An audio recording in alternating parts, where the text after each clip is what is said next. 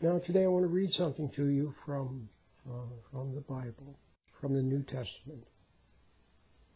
And I'll just read it, and then we'll talk about it. I'm reading from Matthew, chapter 10. And he that taketh not his cross and followeth after me is not worthy of me. He that findeth his life shall lose it, and he that loses his life for my sake shall find it.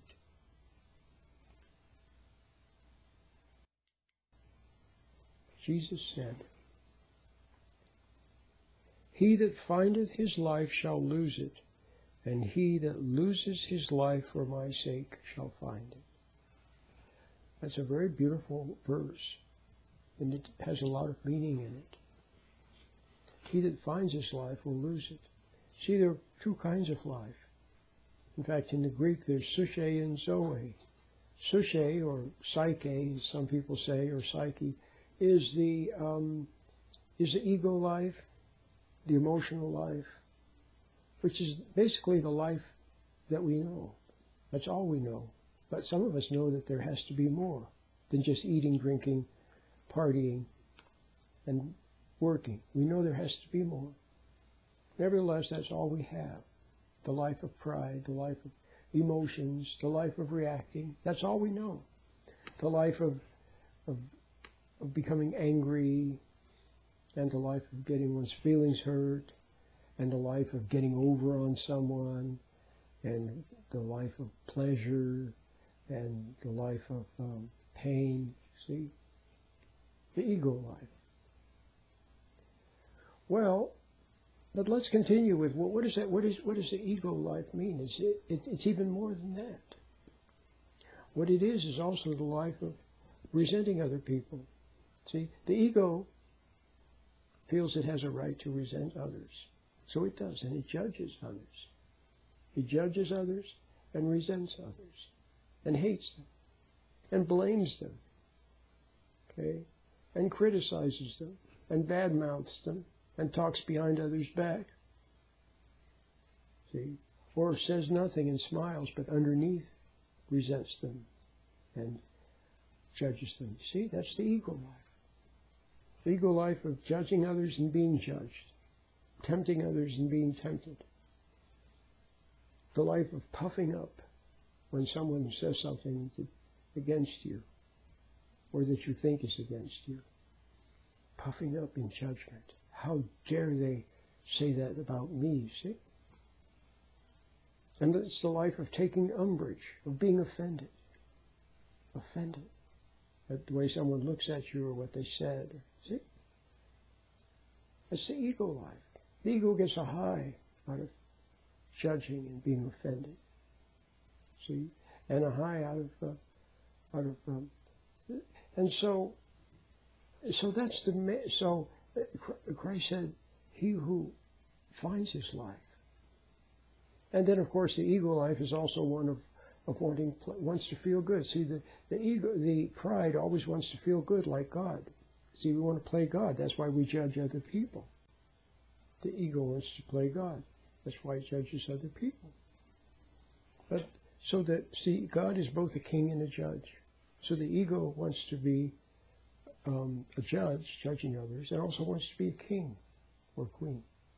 So the ego puffs up with pride and wants praise.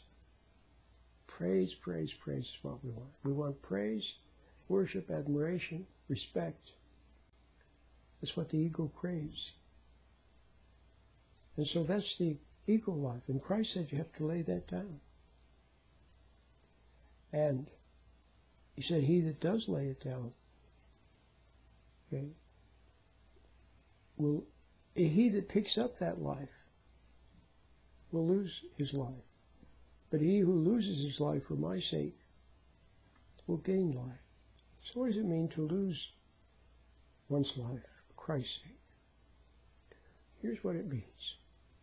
It means, first of all, it means to make allowances for others, to overlook, in other words, without censure. to make allowances for others, to be patient with others. Some of you don't get, you won't see the connection. You won't see the connection. So if you make allowances for others, how does that mean losing your life? Laying down one's life, in other words.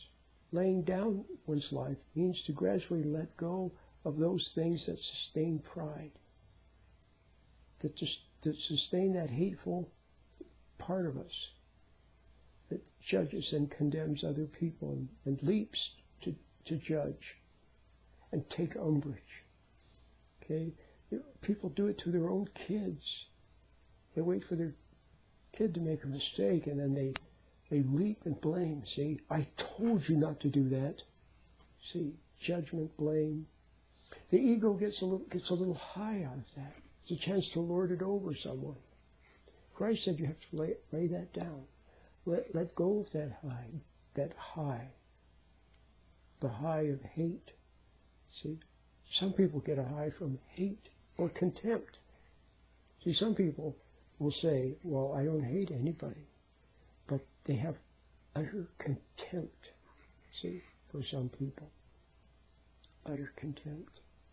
And they get a little high from looking down at someone, you see. Christ said you have to let go of that for His sake. Let go of it for His sake. See, let go of that little high. If someone does something that's not so good, they make a mistake, then let it go. Maybe you see the resentment rising.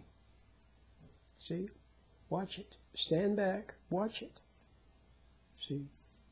Let it pass. It's like someone said so cleverly, someone said it's kind of like there's a box of chocolates. Okay? And you shouldn't be eating more chocolate. When you pass by the box, you get a whiff of that smell. Okay?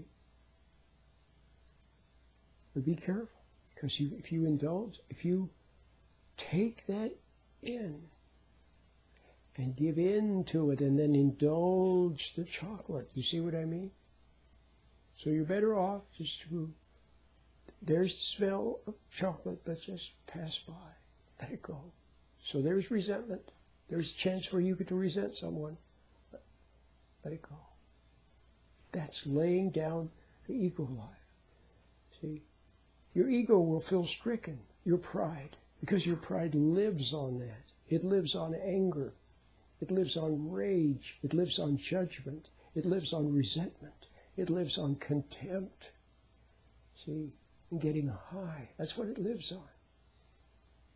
So let those go and let your ego melt away. Okay? Like the Wicked Witch in The Wizard of Oz, melt away. See, or like the Wizard of Oz. Remember in the movie Dorothy in the Wizard of Oz. Remember at a certain point the Wizard of Oz was behind the curtain pulling all the levers, and you heard this big booming voice. I am the wizard, the great Wizard of Oz. And then the little dog Toto ran and grabbed the curtain and pulled it back, and then you saw this little old man in there operating these with a microphone and loudspeaker and everything. And then when he was exposed, well, the game was up. Now you saw him for what he really was. He wasn't this great something. So let yourself be exposed. Okay? Don't try to defend yourself. See, if you make an excuse, if you're a little phony with someone, or you're a little dishonest, a little bit selfish, whatever, if somebody catches you at it, then just see that you were. And don't try to defend yourself. Don't make an excuse for yourself or rationalize it. Just bear the little bit of pain of seeing that you were wrong. Let yourself be humbled. Okay? Even you could say humiliated, the humiliation of pride, but just don't resent it. That's the secret. Don't resent it. So now do you understand why making allowances for others, overlooking, do you see how that's laying down the judgment and the resentment? That pride has thrived on, and which has turned you into a monster. Maybe a monster, you know, a cruel, teasing, witchy monster. See? Ruining your kids and driving your husband to distraction. But maybe you have it hidden underneath. So on the surface, you smile and you see, and you go overboard being extra nice and doing for people to cover up this hateful side of yourself. So begin to let it diminish by letting go of opportunity. Look for opportunities to forgive, for opportunities to overlook. Instead of looking for opportunities to judge someone, look for opportunities to let it go. That's laying down your life for Christ's sake. What does that mean? See, laying down the ego life of pride. Well, we talked about what that is. But now, for His sake. In other words, let go of these things because now you see what they mean in terms of pride. And not because you want to look good, or not because you're trying to prove something, not for any purpose other than the sheer desire to be a better person and to not be a phony and a hateful, resentful, sneaky person anymore.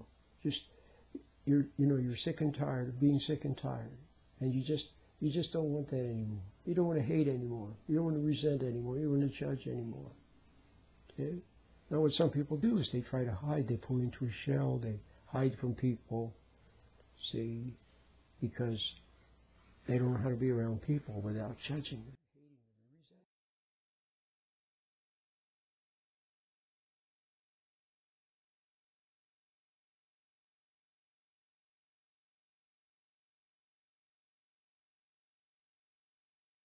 Especially people that remind them of someone who they resented in the past. If your husband reminds you of your dad, or if he reminds you of your former boyfriend, maybe by the sheer fact that he's a man. See, then you see how you can resent him for that, even if he's not like that other person. There's something about him. The way something about some person reminds you of someone who you hated in the past, a teacher you hated, a coach you hated. See, a brother you hated. Now you meet someone who has the same hair color, or the same look, or the same manner of moving, or the same way of talking, or something about them reminds you, so you resent them for that. It's not. See, they may not even be at all like the person that you had hated in the past. So you have to watch out for that also. Okay, but like I said, lay it down for the sheer love of truth, because you want to be honest. You don't want to be a phony anymore. And for the sheer love of what's right. And wishing to do what's right. Wanting to do what's right. And realizing that if you try to make yourself right, it's just another ego game. That's laying down this ego life for Christ's sake. And then you get another life. In exchange. In exchange, you get God's approval for that. And you get His love and His warmth from within. And a new you begins to grow. A new you. It's not based on this shaky foundation, a house built upon sand, pride. You see what I mean? What's the expression? The bigger they are, the harder they fall. See? So it's better to let go of pride and be gradually humbled. But don't try to humble yourself. Just go about your business and live simply. Speak honestly, be forthright, say what you mean what you say, and look for opportunities to overlook, okay? Look for opportunities to make allowances. My name is Roland.